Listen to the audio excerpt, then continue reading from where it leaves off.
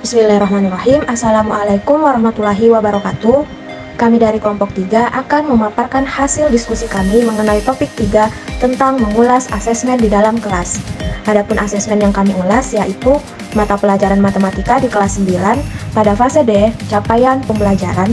Di akhir fase D, peserta didik dapat menjelaskan sifat-sifat kekongruenan dan kesebangunan pada segi 3 dan segi 4 dan menggunakannya untuk menyelesaikan masalah.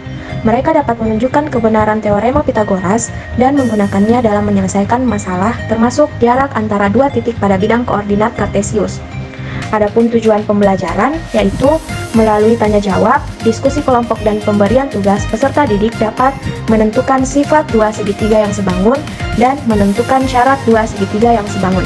Adapun materi ajar yaitu kesebangunan dengan jenis asesmen yang digunakan yaitu asesmen awal, asesmen formatif, dan asesmen sumatif.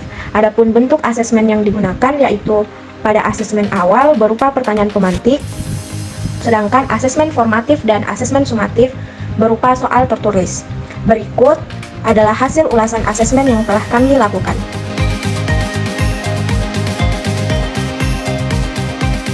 Secara umum, proses pembelajaran yang terjadi di dalam kelas belum menunjukkan kesesuaian dengan tahapan perkembangan peserta didik dengan baik.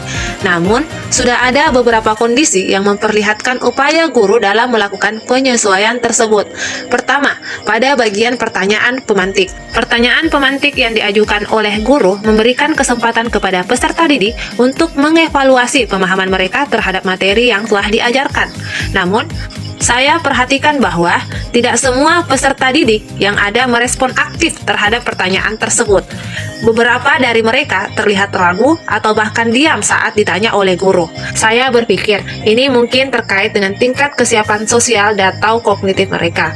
Selain itu, dalam asesmen formatif, guru memberikan peserta didik penugasan individu untuk menunjukkan pemahaman mereka. Hal tersebut merupakan langkah yang bagus karena peserta didik diberi kesempatan untuk mengaplikasikan apa yang telah mereka pelajari dalam bentuk tugas tertulis.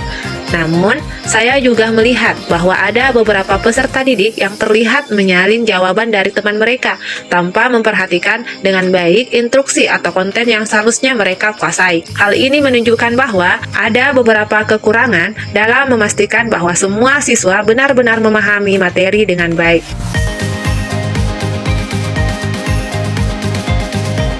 Pertanyaan pemantik yang diberikan oleh guru merupakan bagian asesmen yang dapat menunjukkan kesesuaian dengan perlunya mempertimbangkan aspek lingkungan budaya dan karakteristik peserta didiknya. Namun, selama saya melaksanakan observasi di sekolah PPL, terlihat bahwa implementasi dari pertanyaan pemantik belum terlaksana secara maksimal. Hal ini terjadi karena kurangnya respon timbal balik dari peserta didik. Tetapi, pertanyaan pemantik yang diberikan sudah menunjukkan kesesuaian dengan mempertimbangkan aspek budaya, karena pertanyaan pemantik yang diberikan memiliki kaitan dengan lingkungan sekitar peserta didik.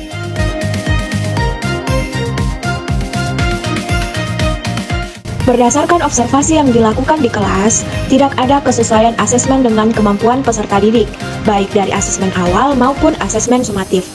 Asesmen awal diterapkan hanya berupa pertanyaan pemantik.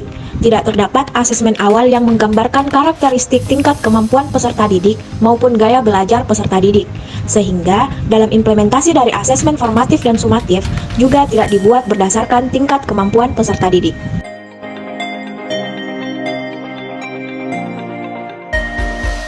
Pada kegiatan asesmen awal yang berupa pemberian pertanyaan pemantik kepada peserta didik, sehingga pada kegiatan ini peserta didik diberikan ruang untuk memberikan umpan balik atau menjawab pertanyaan yang diajukan oleh guru. Selanjutnya, pada asesmen formatif melalui pemberian tugas individu yang berupa soal tertulis, siswa diberikan ruang untuk bertanya hal-hal yang belum dipahami oleh peserta didik atau menanggapi selama proses pembelajaran. Selain itu, peserta didik juga diberi ruang memaparkan jawabannya di depan kelas dan menjadi tutor sebaya bagi teman-temannya yang belum sepenuhnya mengerti. Dan pada kegiatan asesmen sumatif, peserta didik diberikan kesempatan untuk melakukan perbaikan terhadap hasil ulangan harian yang diperoleh sebagai kegiatan umpan balik kepada peserta didik. Selanjutnya, peserta didik diberikan waktu untuk remedial atau memperbaiki nilai.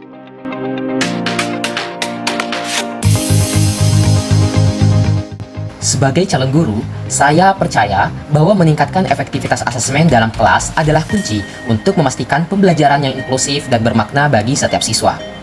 Jika menjadi guru di kelas tersebut, saya akan meningkatkan efektivitas asesmen dalam kelas dengan memperhatikan tahapan perkembangan peserta didik, lingkungan budaya, karakter peserta didik, dan kemampuan dari mereka. Saya juga akan fokus pada beberapa langkah konkret di antaranya. Pertama, saya akan merancang pertanyaan dan penugasan yang sesuai dengan tahapan perkembangan setiap peserta didik. Hal ini akan memastikan bahwa setiap siswa diberikan tantangan yang sesuai dengan kemampuan mereka, serta memberikan dukungan yang diperlukan untuk mencapai tujuan pembelajaran.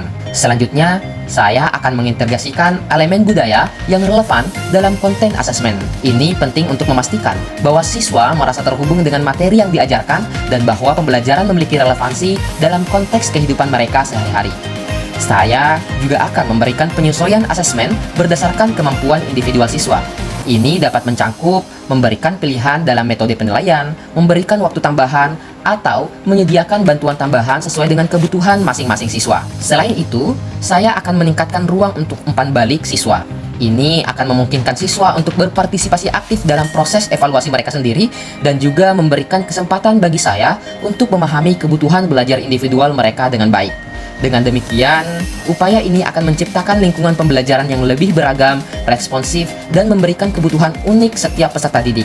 Hal ini tidak hanya akan meningkatkan efektivitas asesmen dalam kelas, tetapi juga akan memastikan bahwa setiap siswa mendapatkan dukungan yang mereka butuhkan untuk berhasil dalam pembelajaran.